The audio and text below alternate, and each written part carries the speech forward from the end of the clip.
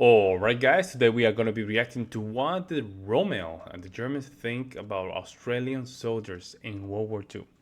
Thank you so much for the support, guys. We're going to simply jump in here and see what's going on. Let's dive in.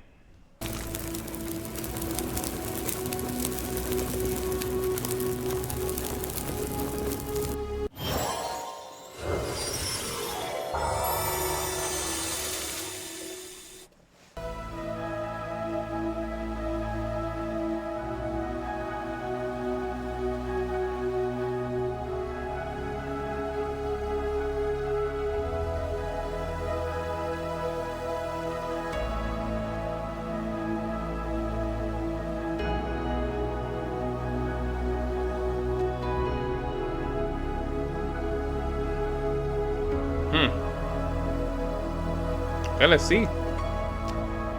Let's hear those quotes.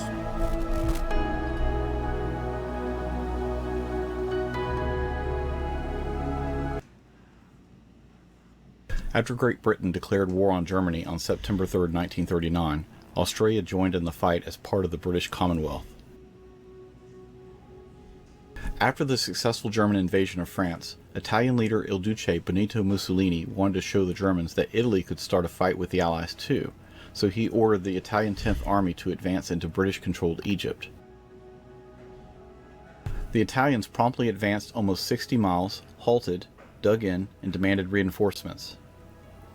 The interesting thing is that, unknown to the Italians, there were few Commonwealth troops in front of them at that time guarding Egypt. The British Western Desert Force consisted of roughly 36,000 soldiers and only about 65 tanks. If the Italians had continued the advance, they almost certainly would have taken the entire country against token resistance. Wow. This Egyptian invasion alarmed the British. Egypt not only had the Suez Canal, but was a vital supply location for the British in Africa. Even though the British at this time were greatly outnumbered by the Italians, they devised a very good plan, called Operation Compass, to bluff and bluster and throw sand in the Italian soldiers' eyes. At the very least, the attacks might scare the Italians into making no further advances into Egypt, and at best it might kick the Italians out of Egypt and make further gains into Libya. Reinforcements were brought in from the Commonwealth to bolster the WWII. The Australian diggers had deployed to the North African desert to support their British brothers in arms in late 1940. They received further training, but not all of their equipment had arrived yet. Even so, they made do with what they had. 6 days after the start of the Commonwealth counterattack in mid-December, the Australian 6th Division relieved the Indian 4th Division. Australia also contributed airmen to the British Commonwealth Air Training Plan, as mentioned in an earlier video about it. Since it covers the subject so well, nothing more will be mentioned about it in this video.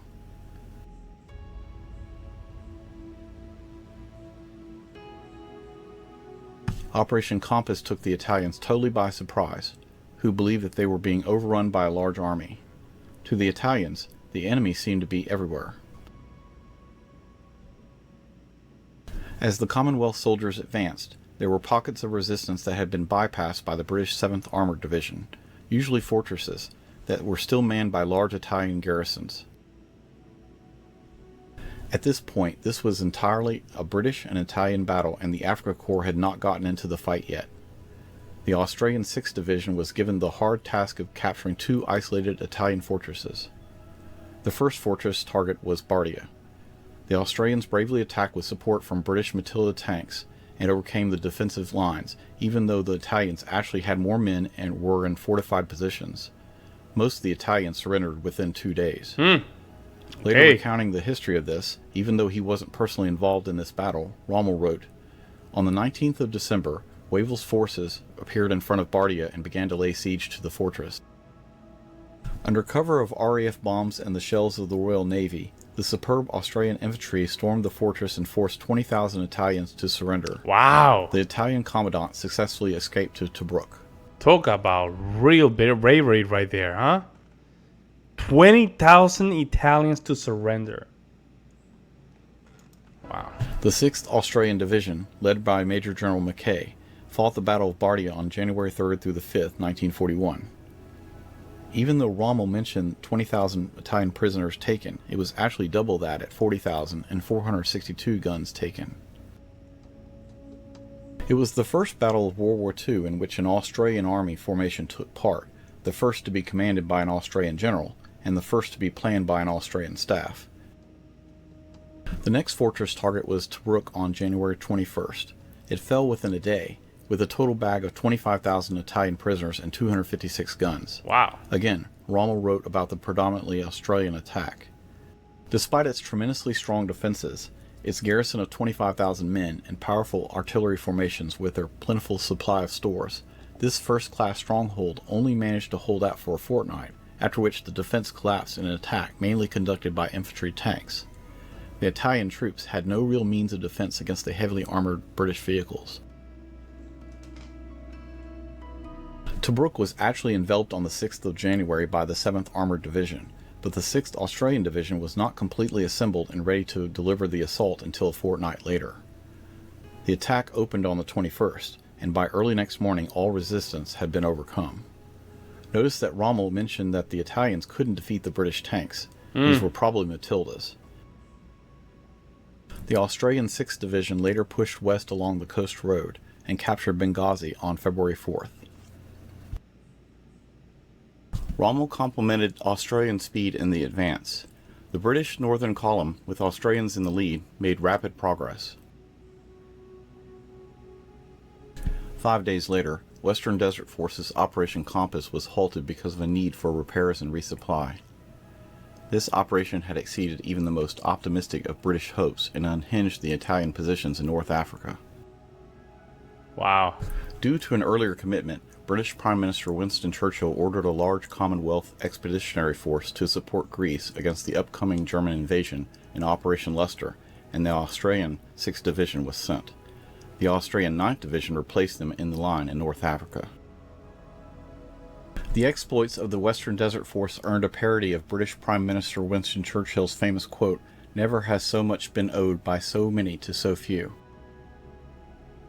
So many Italians were captured by the Western Desert Force that British Foreign Secretary Anthony Eden joked, "Never has so much been surrendered by so many to so few." Those are Italians, Germany right? and Italy were so few. What are those, Italians? Germany and Italy They don't look Italian to me. responded to these defeats by rushing Italian reinforcements to Libya to defend Tripoli, assisted by the Deutsches Afrikakorps and the increased Luftwaffe presence. Almost all German generals and senior officers had fought in the First World War. Although initially some of the German leadership may have believed that Australians were just British troops with different hats, time would adjust their thinking in a major way. They probably had heard about the Australians at Gallipoli in the First Great War and how the Australians were feared in hand-to-hand combat. Later, So why when were Rommel they planned an so attack why on were they so feared? What was so different from the Australians compared to the British? I mean, it's still a Commonwealth. I understand that, right? A Commonwealth of the Great Britain, I guess. But what is so different between the Australians and the British? Let me know in the comment section below. Tobruk in 1941, he compared his own troops' training to his British and Australian counterparts. Meanwhile, feverish training was going on among the forces detailed for the attack, as it had become only too evident that the training of our infantry in position warfare was nowhere near up to the standard of the British and Australians. This we now intended to correct. Later on in the same battle for Tobruk, some Australians had the bravery and audacity to try to raid a German ammunition dump, but were captured. Rommel watched them marched off to the stockade and related in admiration. Shortly afterwards, a batch of some 50 or 60 Australian prisoners was marched off close beside us, immensely big and powerful men, who without question represented an elite formation of the British Empire, a fact that was also evident in battle. A year later, in the First Battle of El Alamein, Rommel paid a compliment to either the South Africans or the Australians, or both, about the heavy enemy artillery fire and the extremely well-constructed line, which included many dug-in tanks. But the attack miscarried, not even reaching the line of the 9th Australian Division, which had taken over the fortress area from the 1st South African several days before. The reason for this failure apart from the heavy enemy artillery fire and their extremely well-constructed line, which included many dug-in tanks. In a letter to his wife Lucia, Rommel wrote, implying that Australians were worthy opponents. With the sun at their backs, our units fought their way forward from south to north as far as the area between the road and the railway, where the attack came to a halt. Fierce fighting followed with the Australians, whom we knew only too well from the time of the Tobruk siege, and lasted well into the night. Rommel mentioned how the Australians were trying to roll up our front. Damn. The Australians had attacked from El Alamein again, this time towards the southwest. They had soon penetrated our line, and had taken a large number of Italians prisoner. Now they were trying to roll up our front to the south. Wow. Rommel mentioned Australian bravery, attacking and overcoming through a curtain of fire, although the Germans later counterattacked and regained the position. On the moonlit night of the 26th of July 1942, the Australians attacked again, this time in brigade strength. Their objective was the German line west. The assembly had been made in all secrecy, and the assault, which was preceded by a violent RAF bombing attack, consequently achieved a considerable measure of surprise. Despite the curtain of fire which was at once put down by the German-Italian artillery, the Australians succeeded in penetrating our front and wiping out the greater part of one German battalion. Wow. Rommel stated that Australian and New Zealand infantry were excellent while discussing battle tactics in the desert. In this form of action, the full value. You know what's of crazy? Maybe it's because their country is very desert-ish. It's basically a huge piece of land. There's desert practically, right? So maybe that helped them understand the terrain much better than the Germans or even the Italians, right? Even the British from the northern area, right? So maybe that has something to do with this. Maybe Australian and New Zealand infantry would be realized and the British artillery would have its effect. To German soldiers, the Australians fought unlike any men they had ever faced, and some of these Germans had fought the Russians on the Eastern Front. Apparently, they were some of the toughest soldiers in the war. They were hardy and excellent soldiers who fought for their mates. Man. Rommel wrote in his diary that the Aussie defense of El Alamein made it impossible to take at the moment, although it's unclear which battle of El Alamein Rommel meant exactly. It's understandable that he didn't want to broadcast that outlook to the rest of his Africa Corps. Some Germans hated fighting the Australians because they considered them to be like animals from down under by the way they fought in both world wars. According to at least one source, Australian soldiers didn't always consider it a high priority in the heat of battle to take enemy prisoners, unless specifically ordered to do so, or there were very large numbers of them surrendering en masse, like at Bardia or Tobruk. Enemy machine gunners were especially hated and invariably got shot or stuck. The esteemed Africa Corps was very impressed with the Australians they fought and had a healthy respect for them. In every source, you won't find any bad comments from any German, whether a regular soldier or a field marshal like Rommel, but many comments held the Australian forces in very high regard, with adjectives like excellent and powerful. However, there wasn't always a great deal of respect for their British commanders, and it would take Montgomery's arrival to change that attitude. A popular story at the time, which may or may not be true, is that when Montgomery was appointed to command the Commonwealth Army in North Africa, he remarked, "After having an easy war, things have now got much more difficult. A colleague is supposed to have told him to cheer up, at which point Montgomery said, 'I'm not talking about me, I'm talking about Rommel.'" According to many people, Rommel stated, "If I had to take hell, I would use the Australians to take it and the New Zealanders to hold it." Damn. Perhaps he did say this, because so many people have repeated it, but no original source can be found for this quote. It might be like a legend. If anyone does have an original source, please share it in the comments section, because many people would like to read it. Yeah, it's basically like a legend, probably. At the end of Operation Compass, Commonwealth soldiers took over 138,000 Italian and Libyan prisoners, hundreds of tanks, and more than 1,000 guns, and many aircraft, against WDF losses of 1,900 men killed and wounded, which was about 10% of the Allied infantry. Wow. So, here's the surprise that will probably change your mind about Rommel's attitude toward Australian soldiers forever.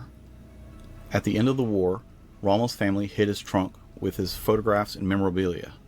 According to his son Manfred, the trunk contained my father's complete set of camera equipment, personal effects, and about 3,000 snapshots which my father had himself taken. He was particularly proud of his color photographs, some of which had been taken with a certain amount of danger to himself. One I remember, which was most impressive, showed Australian infantry attacking with bayonets. Wow. Notice that the photographs were taken by Rommel himself at great danger in the midst of battle. Rommel was so impressed by Australian infantry attacking with bayonets that he photographed them while they were attacking, and then brought back the pictures to his home as keepsakes. What? What? That's crazy. That's crazy. Most of the Australian soldiers just wanted the war to end to get back to their girlfriends or wives. AI picture. To say what the Aussies thought of the Germans, well, no worries, mate. I hope you enjoyed this video. Videos for other nations of the Commonwealth are being planned and created. Wow, very impressive, guys. Yeah, that very impressive, man. Shout out to the Australian, man. No, a lot of people don't know this, but especially in the northern part of Africa, you guys have a lot to do with stopping the Germans and the Italians. And we haven't even talked about the Japan, right? The Pacific as well. You guys were against Japan as well. So that'll be interesting to cover. If you want me to just react to any video regarding Australia and the Pacific, that'll be amazing. Well, nice job, guys. Nice job, mates. Let me know what you guys think, guys. I will see you in the next one.